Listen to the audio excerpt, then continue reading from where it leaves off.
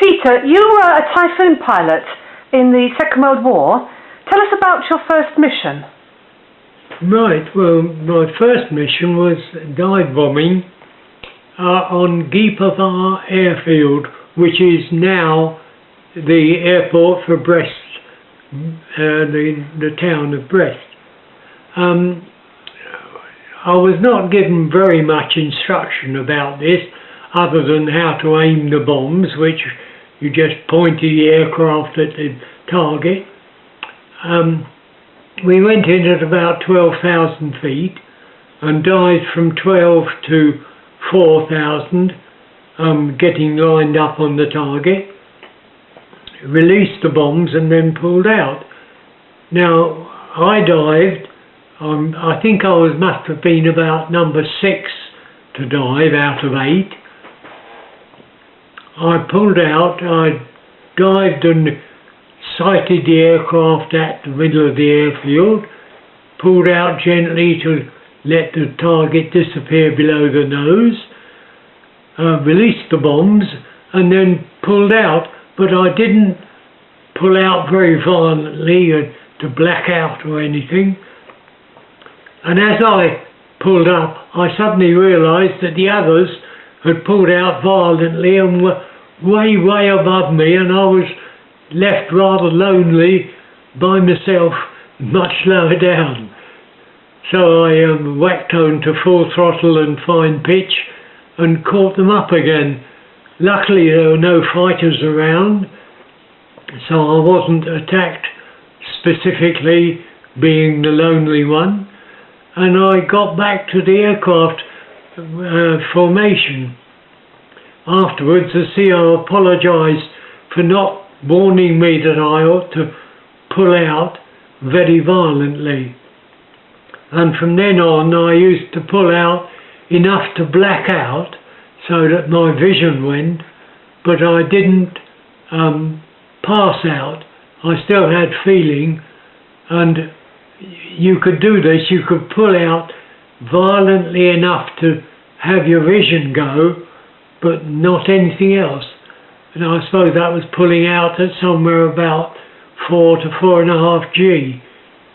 And you could pull out more by putting your feet on the top rungs of your rudder bar, crouching forward and shouting loudly at the same time, all of which brought blood to your head and made it harder for you to black out. So from then on, I used to black out quite frequently. But as I say, the first time I felt rather lonely. Well, wasn't there a time when you did black out and nearly pulled your plane apart? There was one time much later on when we did a whole wing bombing raid, and I was on the outer edge of the last squadron, and the CO, that was the group captain at that time, was doing a starboard turn with all his aircraft out on his port wing, and I was having to keep on opening the throttle to keep up. And so I actually went into the dive doing somewhere about 380 to 400 miles an hour.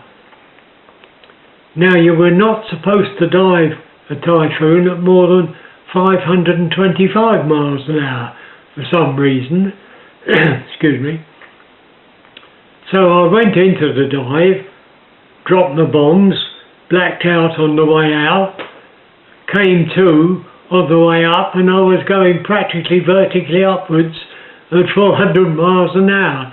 So I must have been doing well over 500 in the dive, which was one thing I learned, which I applied later when I was leading formations, and that is not at the time of diving to be doing a turn, so that all your aircraft are doing the same speed at the beginning of the dive.